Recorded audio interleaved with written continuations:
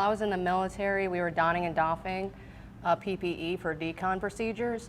I drank water, did all the proper things I was supposed to do. However, I was driving home. I ended up passing out in my vehicle. So it's very, very serious injury to have, and you have to seek medical attention. It's not something that you can sit there and say, oh, well, I'm just gonna kind of shrug it off. So seek medical attention, know the signs and symptoms. The first thing you want to do is recognize that heat-related injuries and the environment as it pertains to heat and the sun is a real issue.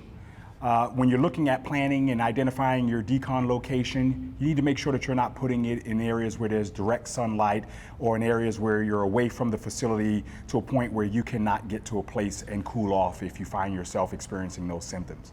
Second thing, you need to make sure that you have the right resources out there wherever you're going to do your decontamination operations. That includes plenty of water and hydration fluids. Again, a cool area where your decon operators can sit and cool off and take rests, frequent rests. And also, if there is any type of medical emergencies, that you can quickly bring them to an area where they can receive the proper evaluation and treatment.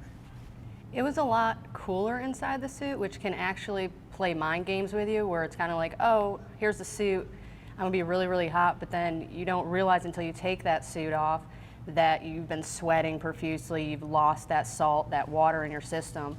So that's why it's important to know the signs and symptoms between exhaustion and heat stroke. And that's a good point, Krystal. You've got to make sure that you are tracking what types of symptoms that are related to heat-related injuries. First, if you're profusely sweating, that's a good thing, but if that sweating stops, that's a clear indication that your body may not have enough water in order for you to keep your body cool while you're conducting that work outside. Also, if you're starting to feel yourself get tired or exhausted while you're doing that work at a time where you normally are not feeling fatigued during the day, that also can be an indication that you're starting to succumb to the heat.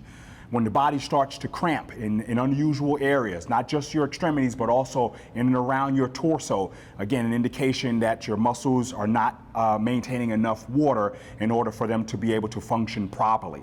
But then you may start to feel dizziness and confusion, and that's when it starts to get more serious, and it may get to that point where Krystal was mentioning, where you could be moving towards the area of heat stroke. So you got to make sure you have the proper fluids around so that you can continue hydration, and make sure that your buddies are watching you and watching for those symptoms, because you may think that you're doing fine, but the symptoms that you're exhibiting may clearly show that it's time for you to get inside and get cool.